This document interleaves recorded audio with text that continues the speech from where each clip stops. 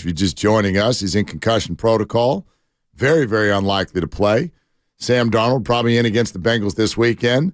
Bonte just threw out an interesting question on Twitter. How would you answer this, Dibs? By the way, he said he just got back to his phone, and so he had been away from his phone ever since it broke that, Farhan Zaidi has a new 3-year deal with the Giants. Right. Actually, it's a 2-year extension. He had one more year to go. Details not confirmed, but the actual length of the deal, it was kind of an by the way today in the Bob Melvin presser. Yeah. And you shared it on our show thread, and I was like, yeah, I'm glad you caught that because I caught it too. Yeah. Greg Johnson threw in there. Oh, by the way, yeah, Farhan's all signed up through 2026, aligns with Bob Melvin. And look, the bottom line there is you can't go talk to free agents if you're a lame duck GM. So Giants had to do that. But then he throws out, regarding the 49ers, would it surprise you if Sam Darnold Brock Purdy'd Brock Purdy? How would you answer that? Gonna get Purdy. I would be stunned if he Brock Purdy'd Brock Purdy. And the reason why Brock Purdy was able to Brock Purdy Jimmy Garoppolo and also Trey Lance was the fact that they were out for the year.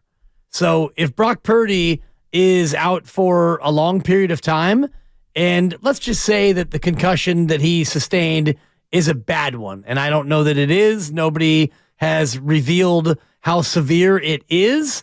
I would imagine it's not as bad as we've seen based on the fact that he didn't leave the game. Nobody even knew that he had a concussion until today when Kyle Shanahan revealed that, he was starting to have symptoms Monday night because they didn't get back until yesterday at about 2 a.m. He did say that he feels better today. The only thing that we're tracking is that there was marked improvement from Tuesday to Wednesday. He was not out cold on the field. He didn't go in the blue tent.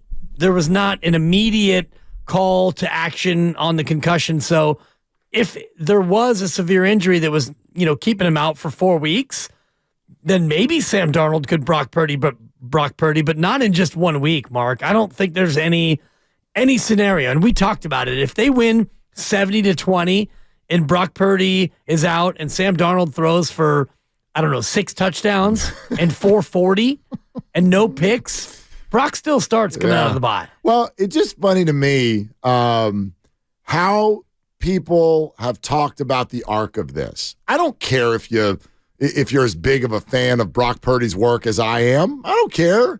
I could be totally over my skis. Time will tell. We'll find out. I'm impressed by the kid. If you're not, good. That's you. But here's what I'd say about it. I do think that there became public pressure enough because he's winning every game and throwing no picks. I mean, it was just over and over and over again. That it forced people to go, okay, I like the guy. He's a good quarterback. And I'm now realizing how many of you actually felt forced into that opinion. You don't actually have that opinion. You don't think Brock Purdy's that good. You aren't convinced of anything.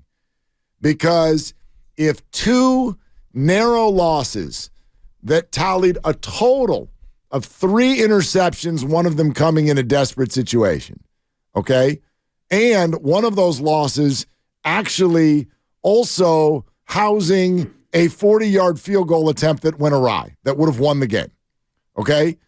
If you truly have already arrived at the opinion of, A, there will be no drop-off with Sam Darnold, or B, if Sam plays well, hell, they may just turn the whole damn thing over to him. If that's how you feel, and that's fine, then you were never convinced of anything with Brock Purdy. If you're off the bus, Gus, now, you were never convinced of anything in the first place. Right. Because he is now 13-2, and he is the second-rated quarterback in the league.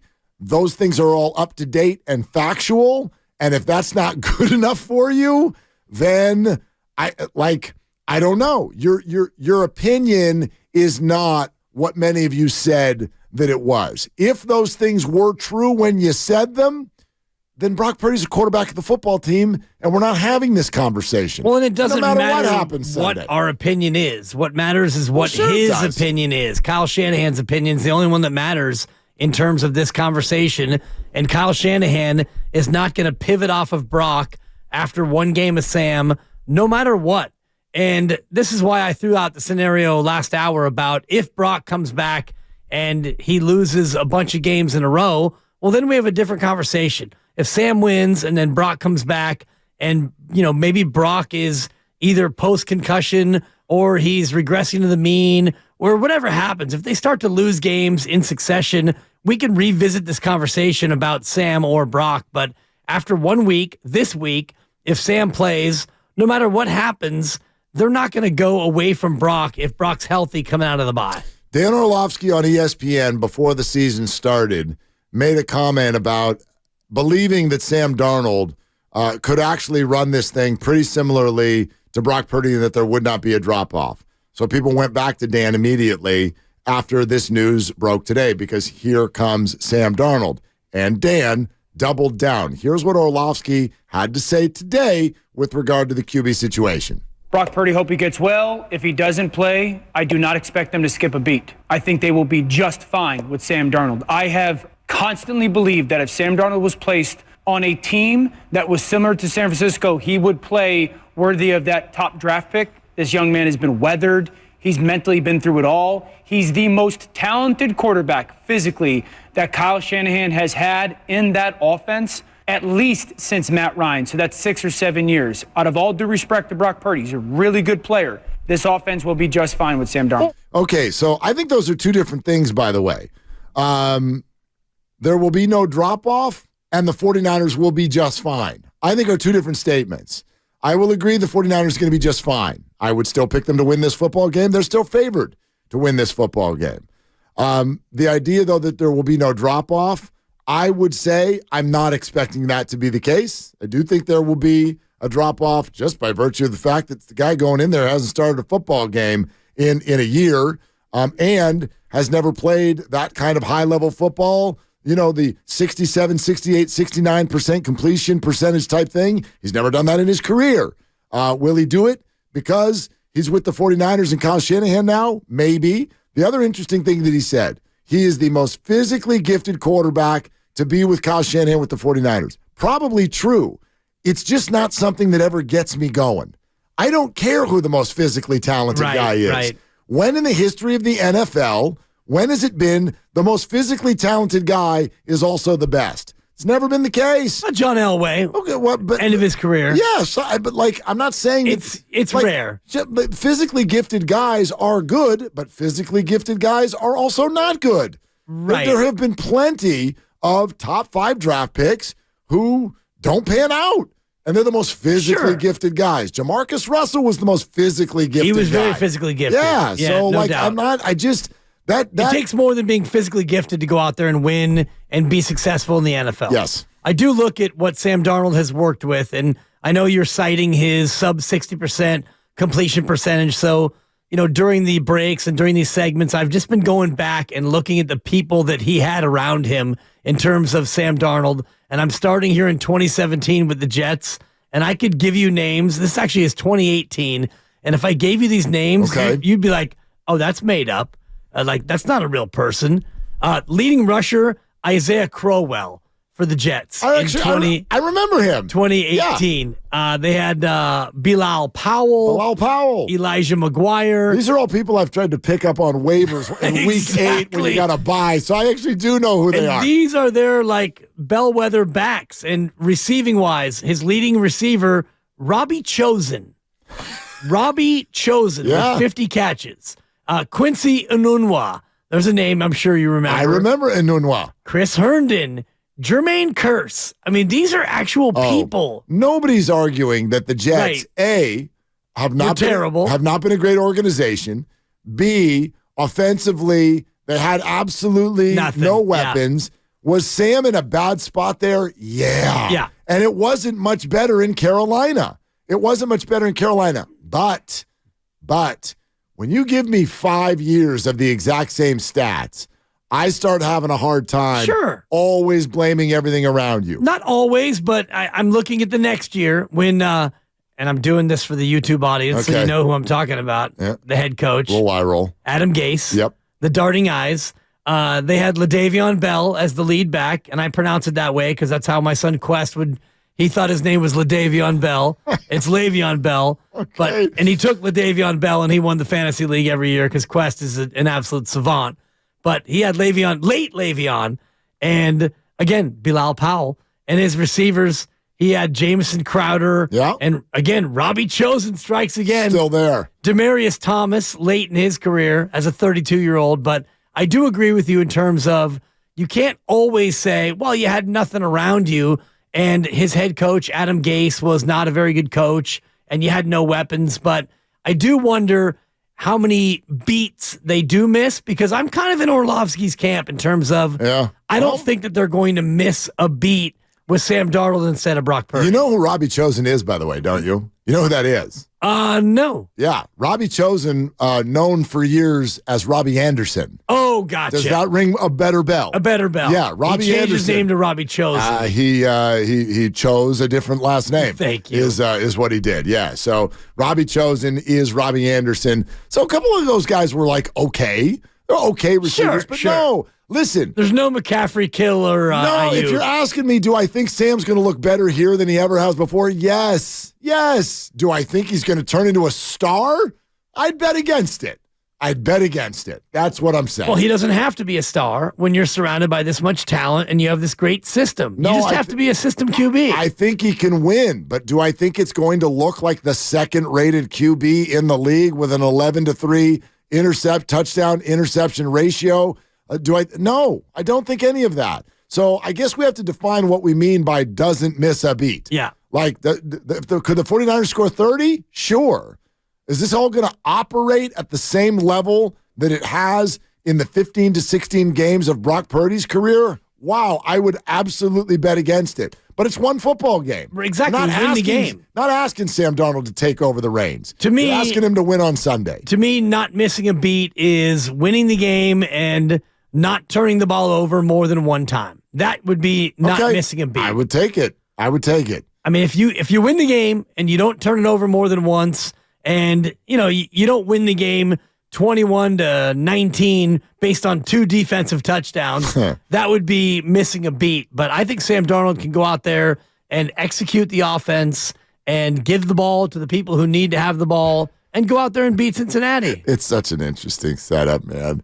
It's such a setup. Totally. It's a nauseating sports media 2023 absolute maze that we're going to head into for the next 7 or 8 days. By the way, no, we're not. It's going to be like 20 days because the bye comes after that. Yeah. I mean, honestly, that's my prediction. You want my prediction for Sunday? My prediction is something's going to happen, and it's going to be scrutinized and absolutely overstated and freak out city for the next 2 weeks, no matter good, bad, or otherwise. I will tell you what, I'll make you a promise. Okay. And I mean you or anybody else listening to us. If you promise right now not to take Brock to the ground if Sam plays well, then I will promise not to anoint him the best thing that's ever happened to the world and America if Sam plays poorly. How about that? I'll take that promise. Can we meet in the middle on that? You and I can. Yeah. But the general populace cannot, because here's how this goes, Mark. Darnold plays well. Darnold wins. We go into the bye, and it's, maybe there might be a little bit of controversy here. Stinks. Brock's lost 2 in a row, and Sammy D is hot. Savior. Sam Darnold plays poorly, and the Niners lose. It's, my God, why'd you get rid of Trey Lance? You got rid of Trey Lance for this? Do you think it's going to go to Trey? You got rid of Trey Lance to bring in this bum? Bro, hey, Kyle. Hey, Shanny. Are you telling me that Trey Lance couldn't have been better than this stiff? Hey, Shanny. You know what I mean? Shanny, you coaching? I think that it goes one. I don't think this gets to Trey. If Sam Darnold goes out and he sees ghosts and he throws 3 picks and you lose to the Natty 31-14. I don't know. And Darnold looks like garbage. It absolutely goes back to Trey. I think the quicker take will be an appreciation of Brock as opposed to a rant about wishing Trey Lance was back. the guy is QB3 on someone else's roster. But if he should have been QB2 here, if your QB2 was really QB poo. But there's no stop. There's no where's the evidence? It's a doo-doo. Where's the evidence that Trey Lance would have come in and done something? I'm not worried about evidence, Mark. I'm just telling you. But you have to be. No, I'm telling you the way that the hot takers will take this. But the world doesn't hold people down like this. If this guy were actually really good, he wouldn't be QB3 in two different places. But if you misidentified who QB2 should have been, and the evidence would be in Sam Darnold not playing well, then people will come out of the woodwork and say, geez, Kyle, I mean, are you coaching? But those people, who's listening to that? I'm just saying, you talked about 20 days after the game, and it's really 13 days, and, you're going to be able to poke through it. It's either going to be, hey, Sam was great, and, he was great. The best thing for Kyle would be Sam is good, but Brock still is clearly better. And so thank you, Sam, for the win. We're 6-2. We're back to Brock. That would be the best for everyone. Yeah, it would. Niners just little just campy little 24-13 ditty. Just 240. You're going to need more than 24 to beat the Bengals. Oh, I hope not. I hope not. No, the Niners are at home. I think the defense is going to eat. The Bengals have scored. They have rarely scored over 20 this year. It's situational, and they haven't given up a bunch of points, though, either. No, their defense has been okay for the most part. I think we do have a super chat that's come in. I don't know if you saw that. It ran right by my eyes. Robbie439 paid $4.99. Are you out of your mind? I hate to say it, but Sam Darnold is going to make everyone appreciate what we have in Brock Purdy. Well, Catch me out one time. Robbie439, thank you for that. Maybe. I think that's a little closer to what you think. No, I don't think that because I think the Niners are going to win. I would only think that, honestly, the priority one this weekend is winning the football game. Of course, it's always priority one. I know you guys think that I go home to Brock Purdy headquarters and I've got my marketing wing in the back of the house and we're all worried about how Brock looked. No, I don't give a rip. I want the 49ers to win football games. That's priority one. And I think the confidence level in Brock is so high within the organization that there is no way for this to end up being controversial, no matter how well Sam plays. So I'm not worried about that. I don't think anybody's worried about that. No one's rooting against Sam so Brock can look better. But I do think that it's going to look different. I think it'll be good enough to win, but I do think it's going to look different. So does that make us appreciate Brock more? Gosh, Dibs, I just don't know that I could appreciate him anymore. Yeah, you're pretty high on the appreciation level. I like Brock the guy. Purdy. Yeah, I'm not afraid to admit it. I like the guy. I don't think that they're going to miss a beat. And you could put me in that camp. You could put me in Camp Orlovsky. I think Sam Darnold's good enough to run this offense. And if McCaffrey is as healthy as he was last week, and he was healthy enough to play every damn snap, I think that Sam Darnold can come in and do as much, if not more than what Brock Purdy did last week. I think he can play well. Look, it's not like he's never played a good game before in the NFL. He's Sam Darnold. He's not like a complete joke. He just hasn't lived up to the draft status. That's all. But is he capable of a good game? Sure. Look at the 2020 Jets that went 2-14. Yeah. My God, Mark, what Sam Darnold had to play with is there was nothing, dude. I mean, beyond nothing. There was no receivers, no running backs, no 37-year-old Frank Gore as your leading rusher. Yeah. And Frank was. I mean, he put his heart in his sleeve. He rushed for 653, but again, Braxton Berrios and Kalen Ballage, Jamison Crowder, Brashad, don't pay the Perryman. Braxton Berrios, big time on the Miami Dolphins receiving core right now. Don't you take down Braxton Berrios. Yeah, sorry, 37 catches for 394. He's Travis Kelce light. He's dating some TikTok star or something. Yeah, he is. Yeah, I told you that Braxton Berrios is my daughter's second favorite player. She likes Kelce and then Berrios. He's a real good looking dude. But anyway, Mario and Vallejo. Hey, Mario, you're on Willard and Dibs. What's up? Mario. Okay, that's a long wait. Luigi? To then not be ready. How about Doug in Wichita? Hey, Doug, what you doing? Hey, man, I just got off work trying to figure out why my roof is leaking right now. But, yeah, so yeah, I know it's raining. It's been raining here in Wichita, Kansas. Man. Oh, don't say it out loud. We're on a good run out here. I know y'all feel different about the rain out there, don't you? Yeah, we don't like it. We're spoiled Californians, Doug. We don't want weather. Yeah, right on. We don't want weather. Right on. I feel you, man. I feel you. Hey, but I wanted to talk about Purdy and Darnold because, first of all, back when we acquired Darnold in the offseason, I was telling a friend, I was like, hey, Purdy's the man, but I am curious what Darnold could do in this offense because I think he could light it up. Now, that said, I want Purdy back because I think he earned his spot. I think he's good. Above earning his spot, he's good. So, this stuff happens in football, unfortunately, but I don't think it's going to be this thing where he comes in on one game and just sets the world on fire. Darnold, that is. I agree with you, Doug. Doug, thank you very much. Enjoy the rest of your evening. I'll say this. Stay dry, Doug. Well, the other funny thing about Darnold can come in with all of this around him and be fine. Guess what? This that everyone's been referring to is probably not going to be there. When people said that, he's got this around him, I think of the names that were on that list, what's this around him? McCaffrey. Christian McCaffrey. He's got him. Debo Samuel. He's out. Trent Williams. Trent Williams is not this. Of course he is. Brandon Ayuk is this, and he has him. Wait a minute. The guy. George Kittle is this. The guy. We're talking about weapons. A quarterback who's got fumbleitis. You're telling me that the best left tackle in football is not part of the scenario that means, this is so perfect here. It's perfect setup for a QB. His left tackle's not part of that? You're trying to use my own argument against me, and I'm not here for it. I'm the one who told you that the quarterback is the sixth most important person on this offense. It's a terrible hot take. It was a cold take. It actually is. It's exactly what you're saying right now because it's not. You're talking about this around him, and you're going to the tackle. Not at all. And the receivers, and the running back, and the tight end. Trent Williams is not the number one most important player on the offense, but to say that the situation Sam steps into is the same, whether Trent is playing or not, to me is crazy. That's absolutely part of the quote-unquote system and surroundings that we all talk about. Of course. It's not number one. I think McCaffrey is number one. And Shanahan,